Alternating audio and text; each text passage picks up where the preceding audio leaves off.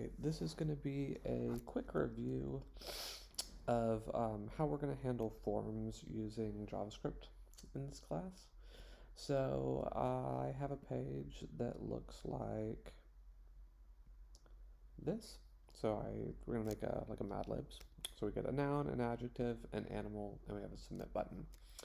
And what we're going to do in this example is if we give it a noun like apple and an adjective like rainy and we select tiger, we're going to build a little sentence. I went to the Apple store and it was rainy, but at least I got a tiger.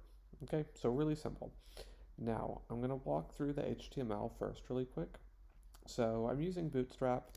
Forms are kind of hard to style, and this is one of the nice things about Bootstrap is it gives us some nice form classes.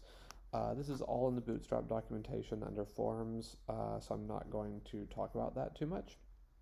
But what we end up with is a few inputs. So we have a text input, its ID is noun, and its name is noun. One note on these, form inputs usually get an ID and a name, and they also get labels. So this is the text next to it.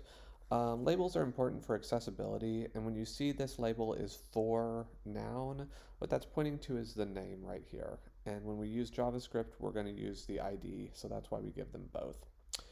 So I have noun, adjective, and then I have a select input with ID animal, which has 3 values. Lion, tiger, and bear. This is the text that shows up in the actual form, and this is the value. So when we use JavaScript to get the value of the select option, this is what we will get. We then have a button with type submit. Okay, and that's all that's on the HTML page. So let's look at the JavaScript, and our basic pattern here is that we're going to find the form element that we want to watch. We're going to attach a function to the submit event of that form. So whenever the submit button is clicked, this function will be called, will fire, will happen. And then that function is where we're going to go get the values from the form and do something with them. So let's walk through this. I write my function first. So that's right here, and we'll talk through it later. But here is where I'm going to find the form. So this form has an ID of madlib.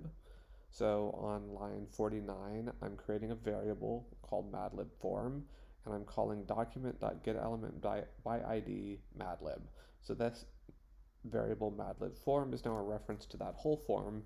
And then I call madlib form dot add event listener, and add event listener gets 2 parameters. We tell it 2 things. We tell it what event we're watching for, and we tell it what function to run when that thing happens, when that event happens. Okay, so up to this point, we found the form, we attached an event listener to it so that when the submit event happens, we're going to run the function make sentence.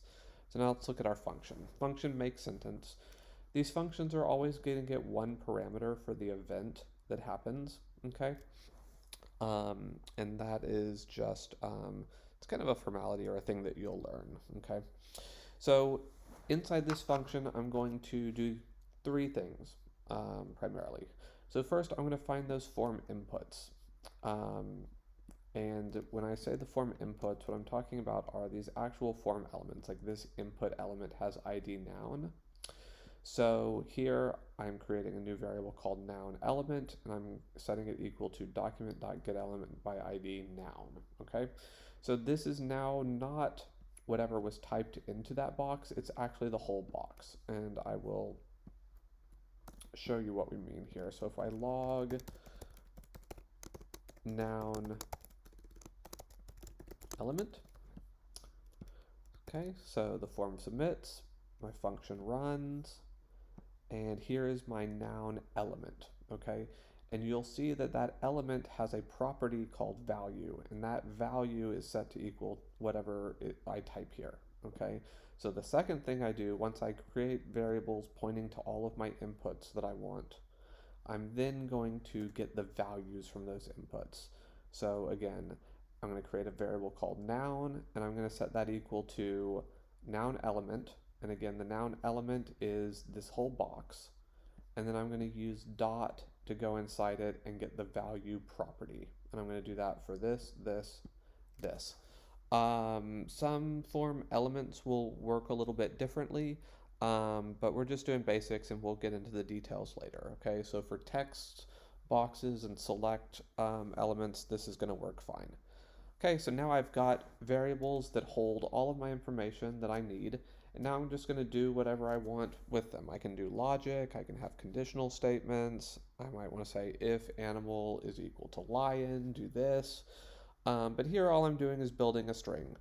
Okay, so I say here's a string, I went to the, okay, and then I'm going to add to that string the noun, and then I'm going to add to that whole string this string, and then I'm going to add, so I'm just building up my sentence, and all we're going to do in this example is log it to the console.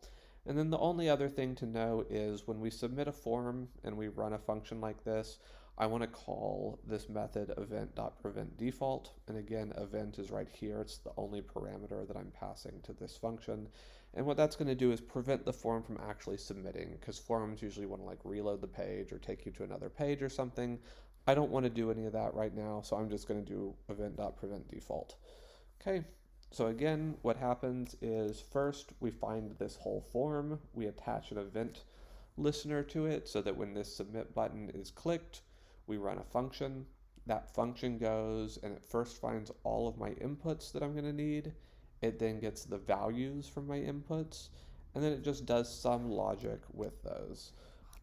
And again, what this one does is just makes a little Mad Lib. Okay.